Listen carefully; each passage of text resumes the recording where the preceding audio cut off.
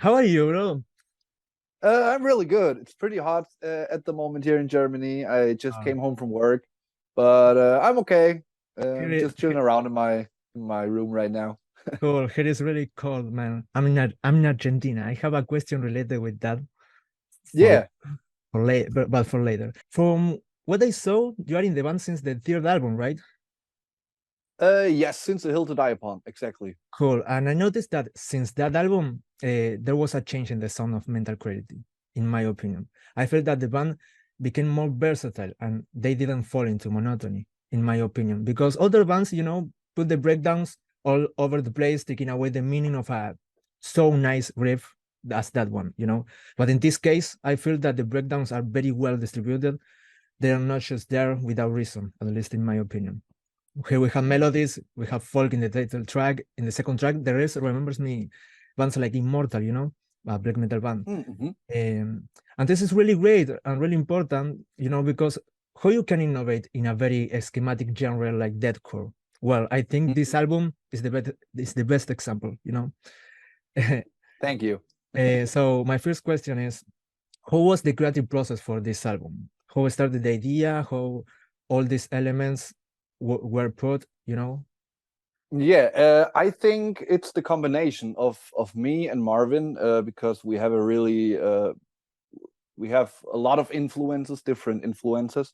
I listen to all kinds of music, and when it comes down to metal, I listen to basically all subgenres. I love black metal. I love old school metal like Metallica, Slayer, Anthrax. Um, I also love stuff like Judas Priest, Iron Maiden, the more older stuff. And I think it is the combination of everything, because when we write songs, we're not trying to reinvent the wheel. We just try to put everything we like in those bands we listen to together and create something new out of this. Cool, man. And what things inspire you when you're composing? Do you sometimes find it hard to find enough inspiration to write good riffs, or it's easy for you nowadays? It depends. I mean, most of the time when I start writing a song, I just sit in front of my computer, I press record, and the first thing I'm gonna do is just jam for half an hour and just play around what comes to my head. And after that, I'm gonna listen to everything, and then I'm gonna pick. All right, this was a cool riff. That was not so great. Oh, but that chord progression was great. Mm. And yeah, and then I'm gonna start writing a song based off that. But sometimes I can get inspired by a lot of things. I can get inspired by friends, my family, by music, obviously, movies, pictures. Yeah.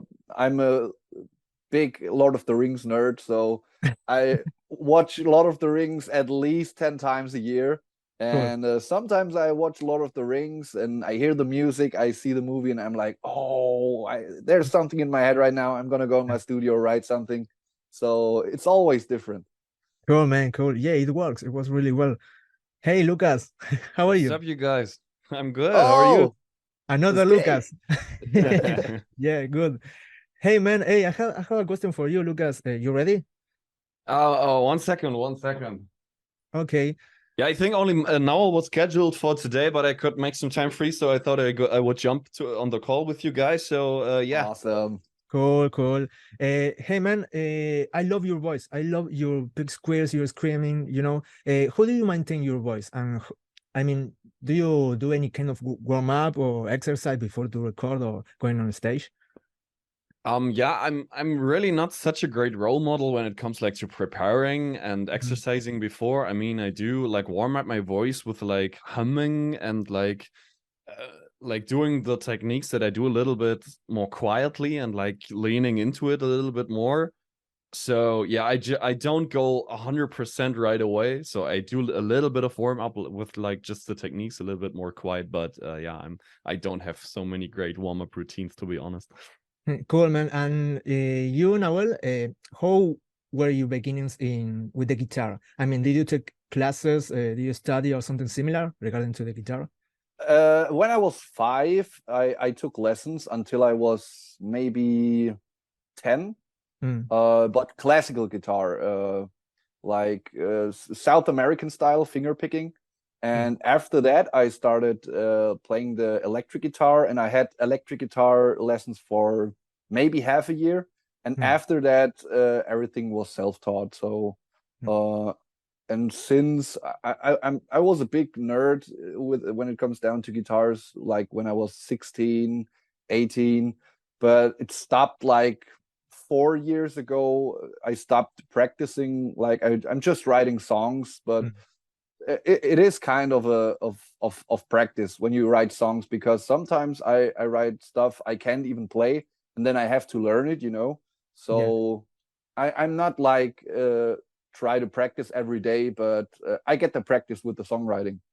Perfect. This question is for both, maybe for Lucas mainly because it's related with the lyrics.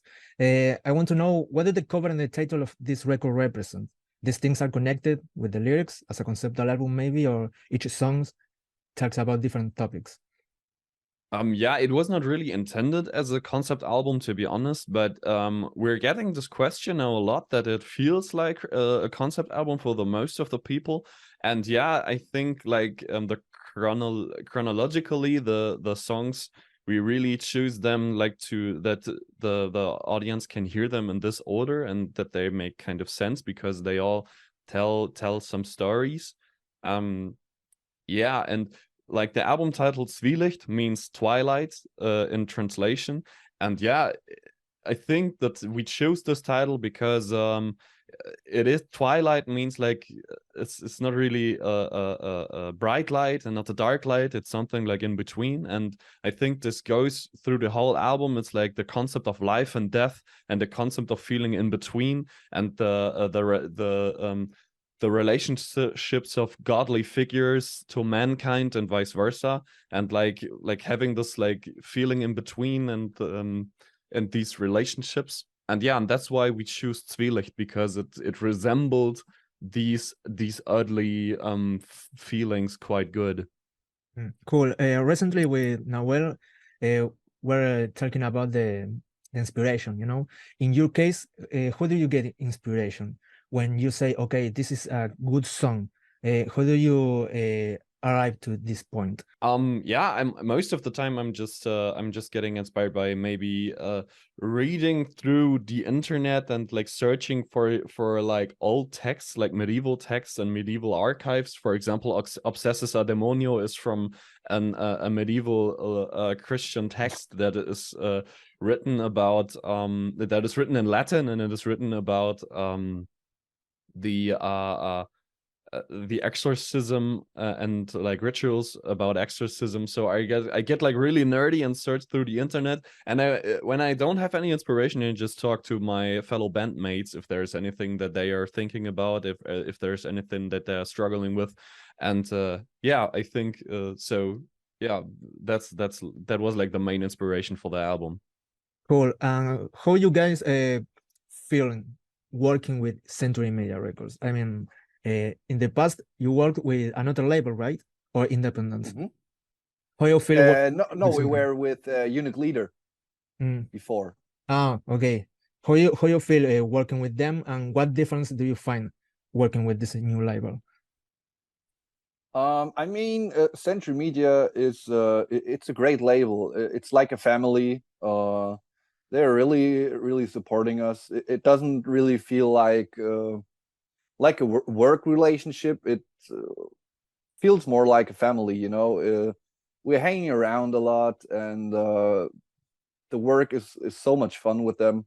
So yeah, like I mean, from if you see it from the workplace, not much change, because I think on every label the work is kind of like the same, you know. But yeah, we're hanging around with those guys a lot because their place, their headquarters is over here in Germany. It's in Berlin. It's a couple of kilometers away from here, but once in a while we're getting there and having fun, and it's awesome. Cool. You, Lucas, what your opinion?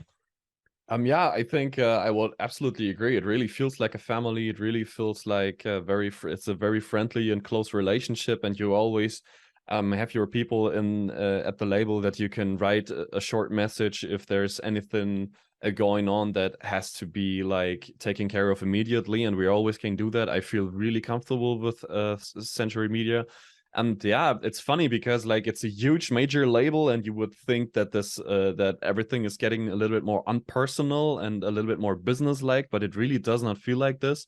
And yeah, I mean, there are huge bands like Arch Enemy or Lone Show, for example, for our musical style. And yeah, but still, they are really really great to work with overall. Great people, love them. Awesome, man.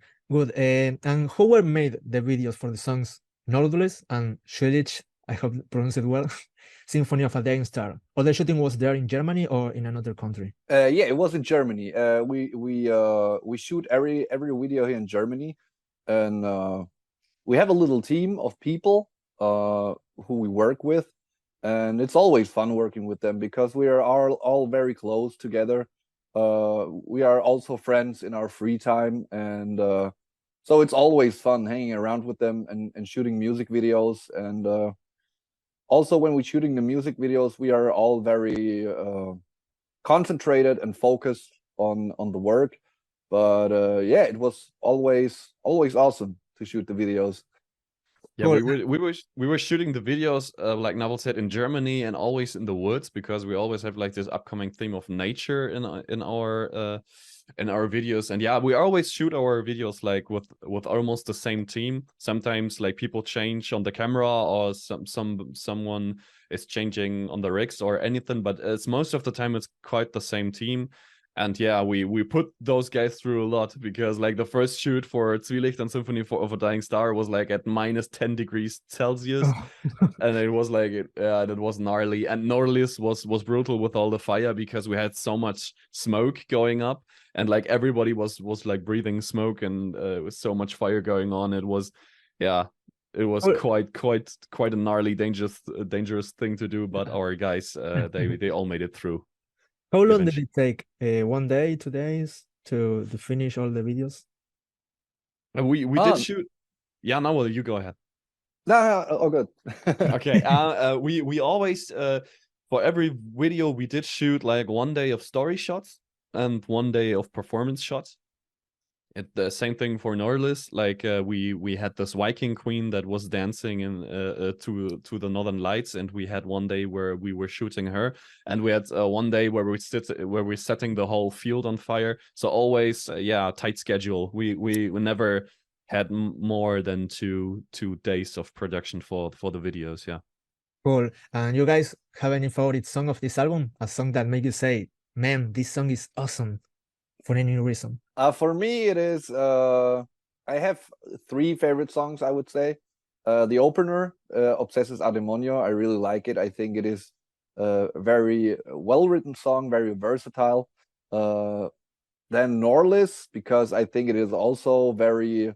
It feels dynamic, and it is just cool to listen to. And the last riff is just a headbanger riff. I love it. And the key change. Yeah, and oh no, the not last the key change. song, Sorry, not a key change, not the black metal riff. The key changes in Symphony. I'm sorry, I was mixing. Yeah, exactly. And the last song, I think, "Arrogance of Agony," because it's more mellow, more atmospheric.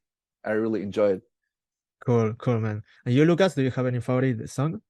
Yes, I do. I actually do. Yeah, same thing for me. Like I love "Obsesses a Demonio" because it's such a versatile song, and it's such a gnarly song in the beginning, like to really heavy introduction for the album. Like second one would be "Pest," because I'm still a classical deathcore kid, and I think "Pest" is just a brutal deathcore song. That's why I love it. And yeah, but one of my favorites right now is "Symphony of a Dying Star," because I just love the melody, and I love the key change I was talking about like 1 second ago. That's really a song I love, and I really love the video, because we struggled so much for this one. And yeah, that's kind of my 3 favorites. But I can guarantee you, if you ask me in 2 weeks, it's going to be different. Gotta be different again. Yeah, of course. Yeah, that always happen. And you guys, how did you met? how do you meet? Sorry, because recently we were talking with Nahuel that he is since the third album, you know. So how do you meet him, Lucas? Yeah, the guys were putting a video up that they're searching for vocalists, and I saw the video, and at first I was like a little bit skeptical if I like really can be the vocalist for such a huge band. I had a little bit of self-doubt, and yeah, then it started as kind of a joke idea because we're just recording a cover and sending them the video, and yeah, I was just putting it out there, and like I was like officially applying, and yeah, and then the guys responded to me, and then we met each other, and then we recorded some vocals, and we wrote some songs together, and it was just, we really clicked, and we had such a great relationship right from the beginning, and the creative process was perfect, and yeah, I think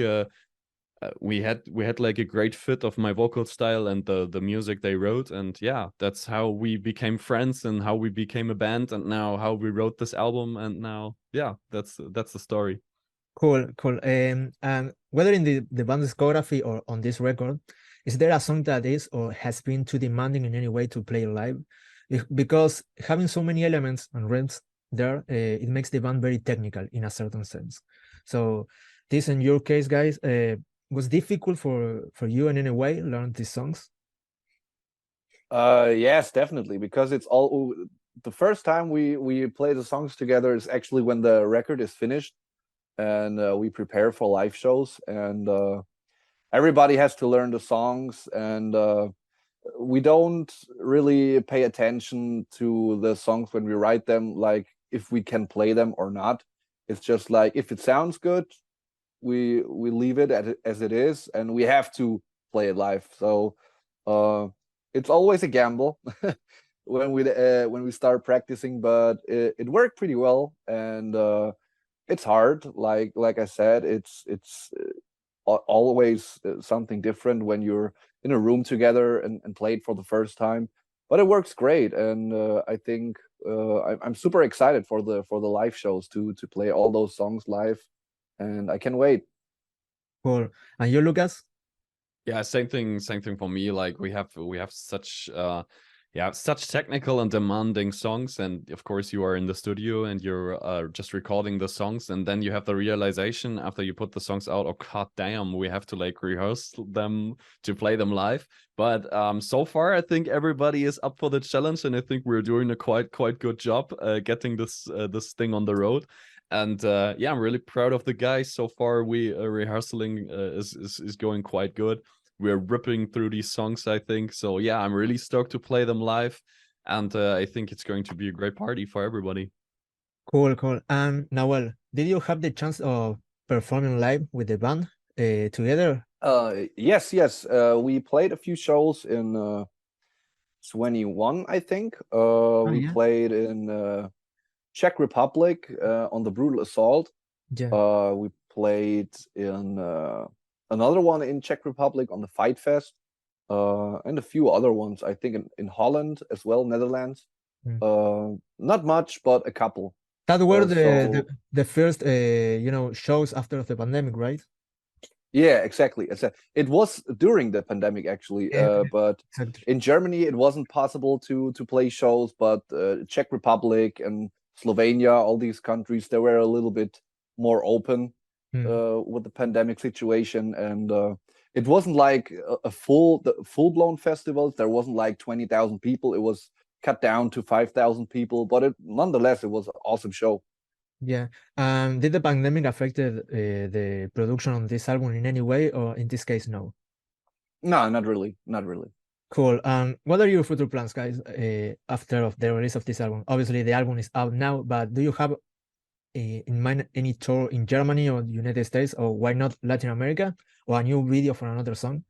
Oh, Latin America would be great. Yeah, like the future plans right now is like giving our best to promote this album, giving our best to get this album out there to everybody to listen. And yeah, there are no tours we can announce so far, But yeah, I think that's the most logical thing to do afterwards, to go on a tour with this album. And we hope, yeah, that we can announce something very, very soon. It's just a matter of time, I think, until we get to America, North America, South America, or all these places we would love to go. We always love to see messages from our fans from all over the world that are listening to the album right now. And yeah, once again, I think it's just a matter of time. Cool. That was my last question. I hope to see you both here in Argentina very soon. Mainly, That would be awesome. mainly Nahuel, because I know you are from Germany, but your father, if I remember well, is from Argentina, right? Exactly. He's from Tucumán, actually. Tucumán. I'm from Argentina as well, Lucas. I'm from Buenos Aires. Really? Yes. So I hope to see you, and we could taste a Fernet, in a Fernet Branca. yes, Con cola. in a bottle coated, So Yeah. man, it was a big pleasure have both today here, and I wish you all the best in the upcoming tours and in your career. Thank you so much. Thank you man. very Really much. Appreciate it. Thanks for having us. It was a great Thanks interview. for having us, man. Yeah. Thank you. Goodbye. Take care. Goodbye. Take See care. ya.